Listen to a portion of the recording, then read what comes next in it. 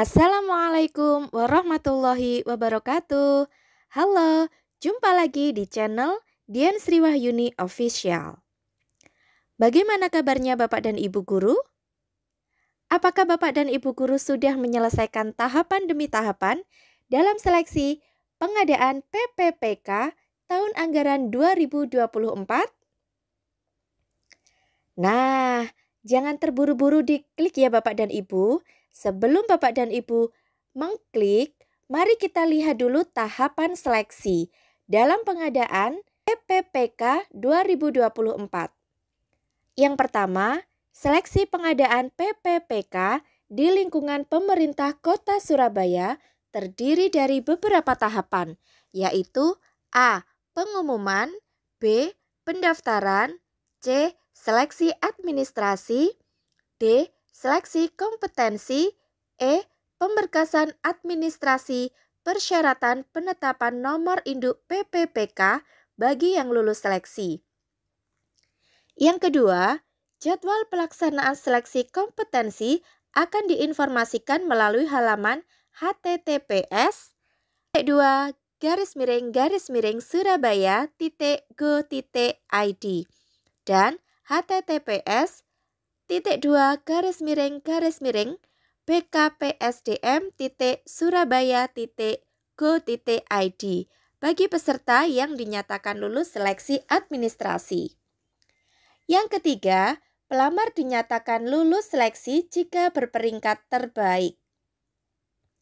Yang keempat, penetapan atau penentuan pelamar yang lulus seleksi diberlakukan secara berurutan bagi A. Jabatan teknis untuk 1. Ex-THK 2, yang kedua, pegawai yang terdaftar dalam pangkalan database atau tenaga non-ASN pada BKN dan aktif bekerja pada instansi pemerintah. Dan yang ketiga, pegawai yang aktif bekerja pada instansi pemerintah paling sedikit 2 tahun terakhir secara terus-menerus.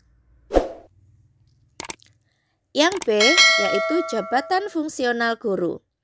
Yang pertama, pelamar prioritas. Yang kedua, guru ex-THK 2.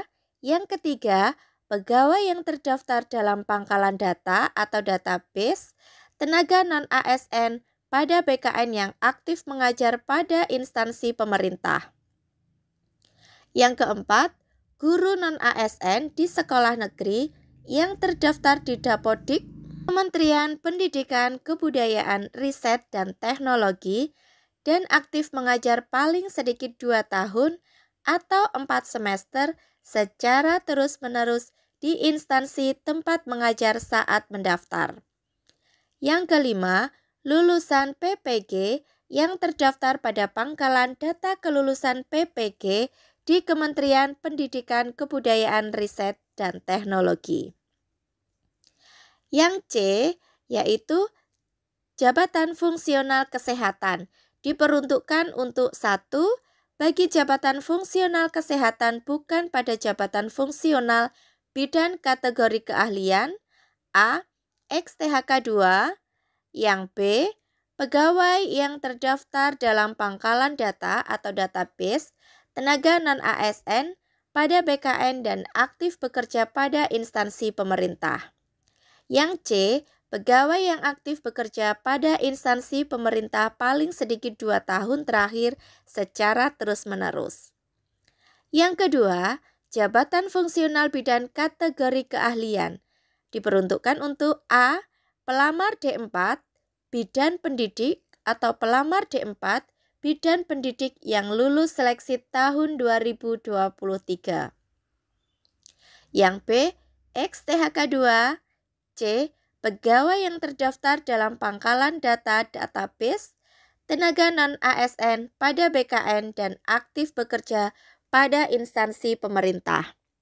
Yang D, pegawai yang aktif bekerja pada instansi pemerintah paling sedikit 2 tahun terakhir secara terus-menerus. Dan yang D, dalam hal pelamar telah mengikuti seluruh tahapan seleksi PPPK namun tidak dapat mengisi kebutuhan dapat dipertimbangkan untuk menjadi PPPK paruh waktu dengan memperhatikan kondisi kemampuan keuangan daerah. Untuk selanjutnya, materi ujian. Seleksi kompetensi dasar atau SKD dengan materi yang diujikan terdiri dari 1. Seleksi kompetensi teknis, 2. Seleksi kompetensi manajerial, 3. Seleksi kompetensi sosial kultural, dan yang keempat, wawancara. Pelaksanaan seleksi menggunakan sistem Computer Assistant Test atau CAT. Selanjutnya untuk tahapan pelaksanaan. Yang periode 1, jadwal seleksi pengadaan PPPK tahun anggaran 2024 bagi pelamar prioritas atau pelamar prioritas guru dan D4 bidan pendidik yang lulus seleksi PPPK tahun 2023. X tenaga honorer kategori 2 atau XTHK 2 dan tenaga non-ASN yang terdata dalam pangkalan data atau database BKN. Yang periode 2, jadwal seleksi pengadaan PPPK tahun anggaran 2024 bagi pelamar tenaga non-ASN yang tidak terdaftar dalam pangkalan data atau database tenaga non-ASN pada BKN, aktif bekerja atau mengajar pada instansi pemerintah paling sedikit 2 tahun terakhir secara terus-menerus, atau termasuk lulusan PPG untuk formasi guru di instansi daerah. Nah, untuk jadwal seleksi sudah pernah saya sampaikan di konten-konten saya sebelumnya. Silahkan Bapak dan Ibu simak kembali ya. Demikianlah Bapak dan Ibu, semoga saja penjelasan saya pada hari ini membantu Bapak dan Ibu. Terima kasih. Wassalamualaikum warahmatullahi wabarakatuh.